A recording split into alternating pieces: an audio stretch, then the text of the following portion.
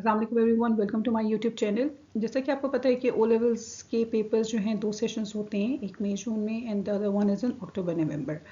तो आज जो मैं बात करूँगी ओ लेवल्स इकोनॉमिक्स के पेपर की, जिसके 2 पेपर्स हैं, एक MCQ based and the second one is structured question. और आपके पास अभी जो ओ लेवल्स और आईसीजीएसई का कंटेंट, आपके पास कंटेंट सेम होता है और मई के एंड में और जून में के स्टार्ट में जो है वो ओ लेवल इकोनॉमिक्स के पेपर्स होंगे, जो 2 पेपर्स हैं।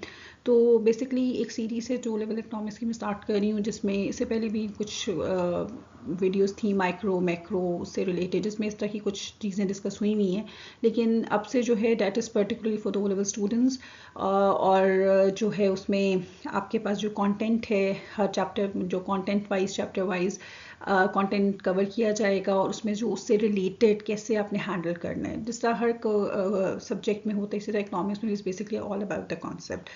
और ओ लेवल्स में भी आपको पता है कि अगर आपके कॉन्सेप्ट क्लियर है then you can easily handle. तो इट्स नॉट लेट अभी भी कि अगर आपकी कुछ चीज़ नहीं है जो आप अंडरस्टैंड नहीं कर पा रही है, अगर आप एक रिविजन फेज में जाना चाहते हैं, तो I hope these videos will be beneficial for you. अगर आपका कोई भी फीडबैक हो, या अगर आपकी कोई सजेशन हो कि जिसमें आप कुछ और उसमें कंटेंट में या कुछ और डिस्क्रिप्शन में चाहते हो, तो ज़रूर आप अपना फीडबैक दीजिएगा कमेंट सेक्शन में। एंड अगर आपको पसंद आए तो ज़रूर चैनल को सब्सक्राइब कीजिएगा, ताकि आपको वीडियोस जो उसके इसमें आपको मिलती चली जाएँ। तो आज जो हम बात करेंगे वो बेसिकली है बेसिक इकोनॉमिक प्रॉब्लम, कि आपके पास finite resources, unlimited wants and what's the difference between economic and free goods. इसके अलावा फैक्टर्स ऑफ प्रोडक्शन, कि हमारे पास भी है 4 factors of production, mobility of factors of production, और then quantity and quality of factors of production. तो सबसे पहले जब हम बात करते हैं स्कैसिटी की, ठीक है, तो व्हाट इज बेसिकली स्कैसिटी, कि we have unlimited wants, unlimited resources. तो इकोनॉमिक प्रॉब्लम यही है, ठीक है। जब आपसे कोई भी आगे मैं क्वेश्चंस में भी डिस्कस करूंगी कि इकोनॉमिक प्रॉब्लम है क्या, क्योंकि आपकी want, there is a difference between the want and demand. जब हम डिमांड के टॉपिक पे जाएंगे आई डिस्कस, लेकिन अभी थोड़ा बहुत कि you can want anything, but demand में desire to purchase and power to purchase combines to form a demand. तो अगर आपकी अनलिमिटेड वांट्स हैं और लिमिटेड रिसोर्सेज, जितनी मर्जी ज़्यादा हो जाए मनी आपके पास जितना मर्जी, उसकी लिमिट है, ठीक है। तो एक रिसोर्सेज आपके पास लिमिटेड हैं, तो जाहिर बात है इस वजह से इसको हम कहते हैं इकोनॉमिक प्रॉब्लम, स्कैसिटी। और जिसकी वजह से अगर आपके पास प्रेफरेंसेस आ जाती हैं कि अगर आप अपने बजट को कैसे एलोकेट करेंगे, किस चीज़ को आप प्रेफर करेंगे, प्रायोरिटी आप किस चीज़ को देंगे, वो क्यों है, क्योंकि there is a problem of scarcity. So this is the concept of scarcity which you must know, ताकि आप उसको उसी तरह फिर हैंडल कर सकें इन द क्वेश्चंस। अब now what is an economic good and a free good? Definitions are essential in all the concepts। उनके definitions का ये होता है कि आपके पास कभी कभी एक चीज़ पूछी चली जाती है कि इसका क्या बैकग्राउंड है, तो आपको बेसिकली पता तो हो कि what it is all about। So economic good में हम बात कर रहे हैं product which requires resources to produce and therefore has an opportunity cost। opportunity cost का जो चैप्टर है वो जब डिस्कस होगा तो उसमें और डिटेल में जाएंगे, लेकिन opportunity cost है क्या, कि आप अगर हर चीज़ की एक opportunity cost है। अगर आप एक काम कर रही हैं तो आप कोई और काम नहीं कर रही हैं, तो इसकी ये उसकी अपॉर्चुनिटी कॉस्ट है। फॉर इंस्टेंस अगर आप ये वीडियो देख रहे हैं तो उसमें उस टाइम पर आप कुछ और नहीं करें, तो कुछ opportunity cost of watching this video will be you are not playing outside. तो कोई हर चीज़ की एक अपॉर्चुनिटी, इकोनॉमिक्स में अपॉर्चुनिटी कॉस्ट होती है, and then the decisions are based on that.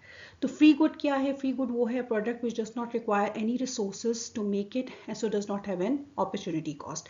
तो जिसमें हम ले सकते हैं कि आपके पास जिस तरह सनशाइन, ये इनको हम एज अ फ्री गुड ले सकते हैं। और जो आपके इकोनॉमिक गुड हैं, जो आपकी गुड्स एंड सर्विसेज प्रोड्यूस हो रही है, जिनमें आप रिसोर्सेज यूटिलाइज कर रहे हैं, जिनकी अपॉर्चुनिटी कॉस्ट भी है, तो उसको हम कहेंगे इकोनॉमिक गुड। नाउ अब क्वेश्चन अगर जिस तरह का देखें एमसीक्यूज में, अगर आपके पास सिंपल कभी कभी जस्ट नोइंग द कॉन्सेप्ट और आप उसको आंसर कर सकते हैं। अगर आपने एक दफ़ा आपको पता चल गया है एमसीक्यू बेस्ड क्वेश्चन, एमसीक्यूज जो होते हैं वो आपसे first of all they are not asking you to write the whole story, ठीक है। एमसीक्यूज में सिर्फ आपको एक पॉइंट, आपका कॉन्सेप्ट होना चाहिए। तो एमसीक्यूज में अगर आप ओवरऑल एक दफ़ा गो थ्रू किया हुआ है तो वो आपका गलत नहीं होना चाहिए कि if you know the basic concept about it. Why does scarcity exist? ठीक है, each year workers tend to produce less than the previously, machines wear out with time, it has nothing to go to tell about the scarcity. There are not sufficient resources to produce all the products people want. There is a limit to people's want. There is no limit. हमने शुरू में discuss किया unlimited wants हैं. So there are not sufficient resources to produce all the products people want. तो इसका answer आपके पास direct आ जाएगा C. On the other hand, why will scarcity continue to be a problem in the future? क्यों हमारे पास scarcity एक problem है? Prices will rise, the quantity of resources will decline, wants will continue to increase, और world population will fall.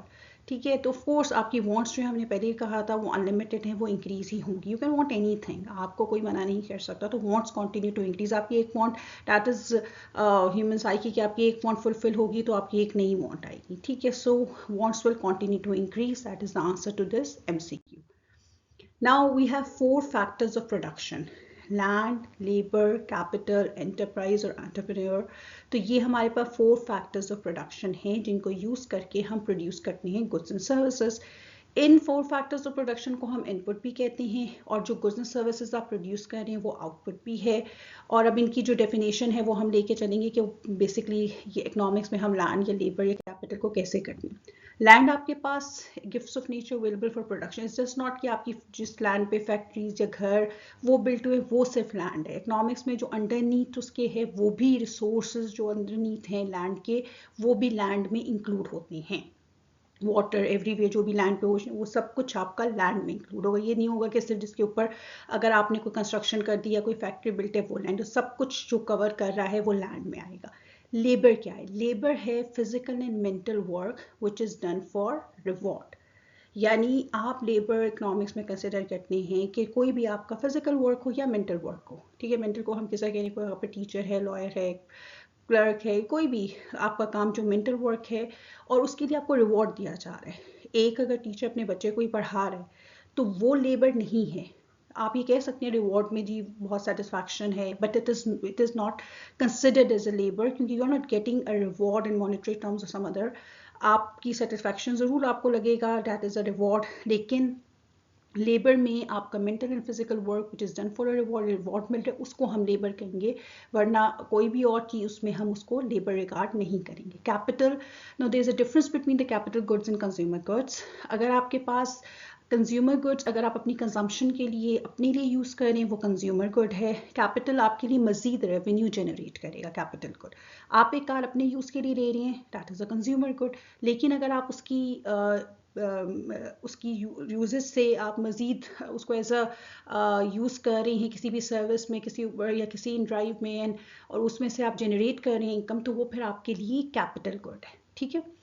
Then you can, जो हमारा 4th factor of production था जिसको हम एंटरप्राइज, ऑर्गेनाइजेशन या एंटरप्रेन्योर कह रहे थे, वो लोग जो ऑर्गेनाइज करते हैं इन 3 फैक्टर्स ऑफ प्रोडक्शन को to produce goods and services, और जो ये रिस्क लेते हैं कि उनको प्रॉफिट और लॉस का, उनको हम एंटरप्रेन्योर कह रहे हैं, और वही रिस्पॉन्सिबल है to combine these 3 factors of production.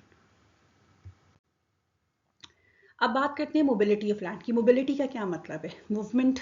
ठीक है. Occupationally mobile.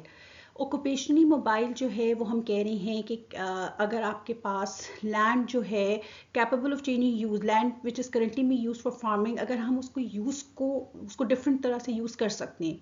You can also use it to build houses, to build factories, farming के लिए, तो वो लैंड ऑक्यूपेशनली मोबाइल है.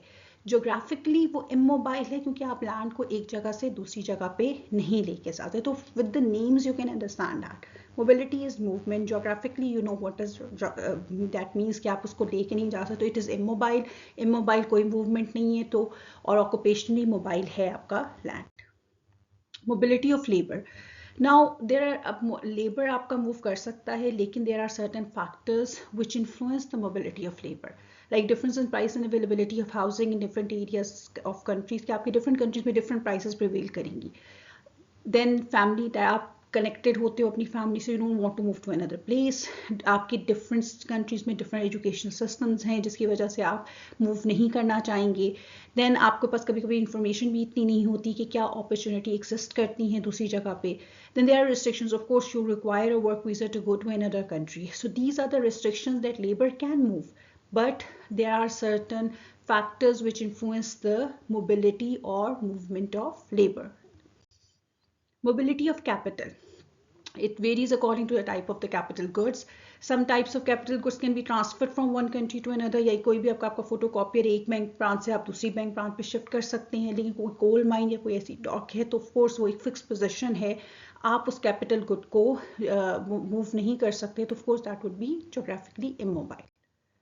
मोबिलिटी ऑफ एंटरप्राइज या एंटरप्रेन्योर की जब हम बात करें, moves in people who carry out the functions move. ठीक है, ऑर्गेनाइजेशन उसी वक्त मूव करेगा जब आप उस डिपेंड करता है कि जो उसको चला रहा है वो अगर विलिंग है टू मूव या वो उसको एक्सपैंड करने के लिए मूव करना चाहेगा, तो of course that depends upon the movement of the person जो उस बिजनेस को मूव कर रहा है. अच्छा, जब हम बात करेंगे क्वांटिटी ऑफ लैंड की, अब क्वांटिटी ऑफ लैंड ये है कि आपके पास जो भी एग्जिस्ट कर रहे हैं उसमें रिन्यूएबल रिसोर्सेज हैं और non renewable resources. Renewable resources for example wind power are place by nature और वो आप बार बार आप यूज़ कर सकते हैं, लेकिन अगर आपके non renewable resources like gold and silver तो वो आप यूज़ करेंगे तो वो रिड्यूस होंगे. और कभी कभी हम ये भी कह सकते हैं कि कुछ रिन्यूएबल रिसोर्सेज भी कन्वर्ट हो सकते हैं नॉन रिन्यूएबल में, अगर आप उसको जिस तरह ओवर हंटिंग या ओवर फिशिंग, तो वो आप अगर उसको एक्सप्लॉइट करेंगे तो वो भी रिन्यूएबल नॉन रिन्यूएबल में कन्वर्ट हो जाएंगे. अब आपके पास आ जाते हैं क्वालिटी ऑफ लैंड. ठीक है, क्वालिटी ऑफ लैंड आप कैसे इंप्रूव कर सकते हैं, फर्टिलाइजर्स अप्लाई करें तो उसकी वजह से भी आपकी फर्टिलिटी ऑफ लैंड इंक्रीज होगी. तो देयर बेसिकली जिसी तरह आप अगर पोल्यूट नहीं करेंगे तो लैंड पोल्यूशन भी एक है, तो अगर उसकी वजह से आपकी अगर आप नहीं वो करेंगे तो ऑफकोर्स आपकी क्वालिटी ऑफ लैंड जो है ये आपकी इंक्रीज होगी या वो बेहतर होगी. On the other hand the quantity of labour. अब देखें, क्वांटिटी ऑफ लेबर की जब हम यहाँ बात करते हैं तो आपके पास जो हम लेबर फोर्स पार्टिसिपेशन एक बात करते हैं, तो उससे पहले मैं ज़रा थोड़ा सा आपको एम्फसाइज कर दूँ कि लेबर फोर्स क्या है. ठीक है, यहाँ पे जैसा मेंशन है people in work in those activity seeking, यानी आपके एम्प्लॉयड प्लस अनएम्प्लॉयड, वो दोनों जो है वो आपकी लेबर फोर्स है. अब अनएम्प्लॉयड कौन है, ये नहीं कि अगर आप जॉब नहीं कर रहे तो आप अनएम्प्लॉयड हैं. अगर आप जॉब नहीं कर रहे हैं and you are looking for a job, अगर एक आप विलिंगली नहीं करना चाह रहे तो हम उसको अनएम्प्लॉयमेंट नहीं कहेंगे, क्योंकि मैक्रो इकोनॉमिक्स में अनएम्प्लॉयमेंट की जब हम बात करते हैं तो of course that is basic problem. तो आप उस प्रॉब्लम को जब रिमूव, तो पहले आपको पता तो हो कि आपके पास, यानी अगर आपको मुल्क अपॉर्चुनिटीज़ नहीं प्रोवाइड कर पा रहा तो that's why there is unemployment. लेकिन अगर विलिंगली नहीं कर रहे तो उसको हम ये नहीं कहेंगे कि आपको उसको हम अनएम्प्लॉयमेंट. तो लेबर फोर्स क्या है, आपकी अनएम्प्लॉयड और एम्प्लॉयड. इसी तरह तो क्वांटिटी ऑफ लेबर वो कैसे, उसमें अगर आपका पॉपुलेशन ज़्यादा होगी तो फोर्स ज़्यादा लोग जो होंगे वो वर्किंग एज में होंगे और उसकी वजह से आपका लेबर जो है वो क्वांटिटी इंक्रीज होगी. एज स्ट्रक्चर आपका क्या है कि कौन से लोग जो हैं जो उसमें वर्किंग में लाइक करते हैं.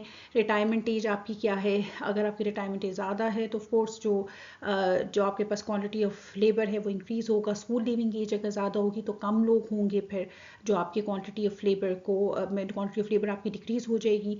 On the other hand attitude to working women, ये आपकी डिफरेंट कंट्रीज़ में डिफरेंट आपकी एक होती है, कल्चर एक डिफरेंट होता है कि उसमें आप जैसे हम जिसको फिर फीमेली बिफोर पार्टिसिपेशन कहते हैं, तो अगर आपके पास क्या एटीट्यूड है टू तो उसमें, तो अगर वो बहुत ज़्यादा ओपन माइंड है जिसमें आप अलाउ करते हैं या और कॉन्स्ट्रेंट्स कम हैं जिसकी वजह से जो है women they are willing to work, तो उसकी वजह से फिर क्वांटिटी ऑफ लेबर इंक्रीज होगा. तो प्रोडक्टिविटी फिर क्या है, आउटपुट पर फैक्टर ऑफ प्रोडक्शन, आपके जो भी फैक्टर उसकी क्या आउटपुट है उसको हम प्रोडक्टिविटी कहेंगे. लेबर की प्रोडक्टिविटी को अगर हम आगे जाके बात करेंगे किसी जब हम मार्जिनल की कॉस्ट उनकी बात करते हैं तो उसको हम मार्जिनल प्रोडक्टिविटी भी कहते हैं. मार्जिनल प्रोडक्टिविटी ऑफ लेबर क्या है, हर पर्टिकुलर लेबर की एक अपनी प्रोडक्टिविटी है, उसको हम मार्जिनल प्रोडक्टिविटी कहेंगे.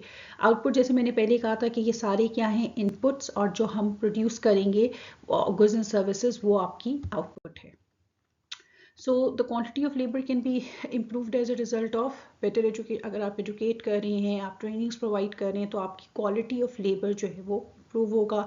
तो क्वांटिटी ऑफ कैपिटल जो है वो is influenced by investment. Gross investment आपकी क्या है, total value the output of capital goods produced.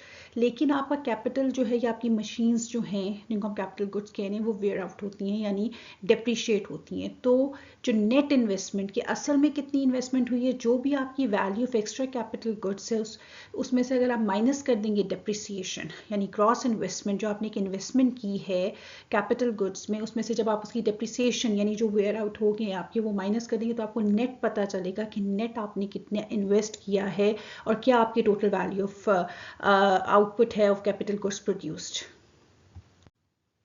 इसी तरह जब हम बात करेंगे एंटरप्राइज की इन्वॉल्व टेकिंग रिस्क, जैसे मैंने शुरू में बात की कि एंटरप्रेन्योर या एंटरप्राइज ऑर्गेनाइजेशन का काम ही ये है कि उसने फैक्टर्स ऑफ प्रोडक्शन को कंबाइन करना है, then it has to produce goods and services, और उसके बाद जो है जो भी रिस्क या जो भी प्रॉफिट या लॉस है वो बेयर करना है, वो आपके पास जो एंटरप्रेन्योर है उसने वो फेस करना है रिस्क ऑफ कि कोई भी अगर लॉस होता है या जो भी उसका जो मेजर एम है दैट इज़ प्रॉफिट मैक्सिमाइजेशन। ठीक है, तो इम्प्रूव्ड एजुकेशन, लोअर टैक्सेस और ये जो रेगुलेशन है ये इंकरेज करती हैं कि कोई भी एंटरप्राइज को कि आप ऑर्गेनाइजेशंस खोलें, आप काम करें, तो ज़ाहिर बात है अगर आप इजीली अपने बिजनेस को मैनेज कर सकेंगे तो वो उसको फ़ायदा ही होगा और वो एक्सपैंड करेगा। अच्छा, अब सब फैक्टर्स ऑफ प्रोडक्शन की क्या है, पेमेंट्स हैं आपकी। क्या कहते हैं, फर्म्स जो हैं वो वेजेस पे करती हैं, वर्कर्स अपनी सर्विसेज प्रोवाइड करती हैं तो फर्म्स उनको वेजेस पे कर रही हैं। तो बेसिकली देखें, हमने 4 पढ़ी थी, लैंड को आप अगर लैंड आप किसी का यूज़ करें यू हैव टू पे द रेंट, लेबर को आपके वेजेस मिलेंगी, सैलरी मिलेगी, कैपिटल अगर आप किसी से लोन लेकर कर रहे हैं, गुड्स ले रहे हैं तो आपको इंटरेस्ट पे करना पड़ेगा बैंक को। फोर्थ वन एंटरप्राइज, एंटरप्रेन्योर, उसके पास क्या आएगा, profit. After this all calculations जो प्रॉफिट गेन करेगा वो आपके पास एंटरप्रेन्योर के पास वो प्रॉफिट या एंटरप्राइज के पास वो प्रॉफिट आएगा।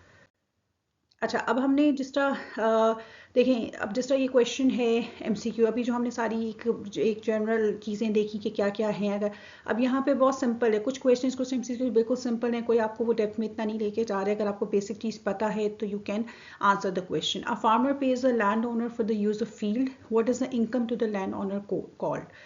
आपके पास अगर लैंड को यूज़ किया जा रहा है तो वो उसको हम क्या, लैंड की को हम क्या देंगे, उसके ऊपर हम रेंट देंगे। वैसे भी आपको एक बहुत जनरल सा कॉन्सेप्ट है, कोई आप वैसे कन्फ्यूजन भी नहीं, इंटरेस्ट है, प्रॉफिट है, वेजेस लेबर को मिलेंगी, इंटरेस्ट कैपिटल का है, प्रॉफिट आपके पास एंटरप्राइज एंटरप्रेन्योर का है, तो बेसिकली लैंड के ऊपर आपका रेंट होगा जो आपने यहाँ पे मार्क कर देना है। What is the factor of production? It is an advantage of producing on a large scale. No, a resource used to produce goods and services, of course. A subsection of manufacturing process, a unit of output. So, of course, it's very clear कि factor of production है क्या, कि आपका एक resource है जिसको आप use कर रहे हैं to produce goods and services. What is not a factor of production? अब कभी कभी जब भी question में आ जाए not, तो काइंडली एम्फेसाइज करें कि वो पूछ क्या रही है। वो ये नहीं पूछे what is a factor of production, वो what is not a factor of production. Factors of production आपको पता है क्या क्या होते हैं, land, labour, capital, organisation. Farm है, लैंड है, फार्मर है, लेबर है, सेकेंड हैंड कैरेक्टर है, कैपिटल गुड है, तो कौन सा है, farmers bank account, which is not a factor. Directly उसमें से एज अ रिसोर्स जो हम चार यूज़ करते हैं प्रोडक्शन के लिए वो उसमें नहीं है। Economist refers to factors of production which is not a factor of production. Fields हैं, मशीनरी कैपिटल है, staff in office of course labour है, the shares of a company वो एक ओनरशिप है but it is not included as a resource, उसको हम resource नहीं कहेंगे। तो यहाँ पे आपके पास the shares of a company है जिसको हम रेफर करेंगे as not a factor of production. अब इस तरह का कभी क्वेश्चन आ जाता है जिसके अंदर आपकी थोड़ी बहुत टेक्स्ट गिवन है तो उसमें आपने कंफ्यूज नहीं होना कि कोई बहुत आपसे बड़ी चीज़ पूछ ली है उन्होंने जिसको आप उसको हैंडल नहीं कर सकेंगे, नहीं, ऐसा कुछ भी नहीं है। दिस अ वेरी सिंपल, आप उसको पढ़ें and just try to understand what they are asking. In a rural community of southern Africa, women were responsible for planting and weeding crops by hand, while men used to control production and receive profits. Which combination of factors of production was in operation? अब देखिए men women उन्होंने ऊपर लिख दिया, यानी उन दोनों का क्या रोल है वो आपसे ये पूछ रहे हैं। ठीक है, अब आपके पास दोनों ही देखें, लेबर उस तरह करके अगर आप एक देखेंगे कि उन्होंने कोई सी मशीनरी की बात नहीं की, लेकिन अब आपने थोड़ा सा और इन डेप्थ जाना है कि मेन में उन्होंने कहा है कि they control the production and receive profits, तो वो आपका एंटरप्राइज में आ गया। और वुमेन लेबर में तो कॉम्बिनेशन आपका क्या, बी में, जिसमें मेन आपके पास एंटरप्राइज हैं और वुमेन आपके पास लेबर। ओके, तो अगर हम समराइज करें जो बेसिक वी हैव, जो इस टॉपिक में इस लेक्चर में हम देखना गए थे कि we have unlimited wants, we have limited resources, and this is what is scarcity. Scarcity means that we have limited resources, and then this gives rise to economic problem. Then we have 4 factors of production, which are land, labor, capital, enterprise, and they can also be called input, and they're used to produce output, which are goods and services. तो ये सारा तो उससे related जो भी हमसे जो आपके लैंड फैक्टर्स ऑफ प्रोडक्शन हैं उनको लैंड में आप रेंट में रिसीव होगा, लेबर को वेजेस, कैपिटल को इंटरेस्ट एंड एंटरप्राइज को profit. So this was the basic theme of this all content. बाकी ये है कि इसमें स्ट्रक्चर्ड क्वेश्चंस भी होते हैं। कुछ अगले लेक्चर्स में मैं स्ट्रक्चर्ड क्वेश्चन की तरफ भी आऊँगी, but if you have any comments और if you have any suggestions, do give me in the comment section. कोई भी फीडबैक, कोई भी सजेशन हो या कुछ भी और आप एक्सप्लेनेशन रिक्वायर हो, I hope it would be beneficial for you. Thank you for watching the video, I hope you like it. Thank you so much.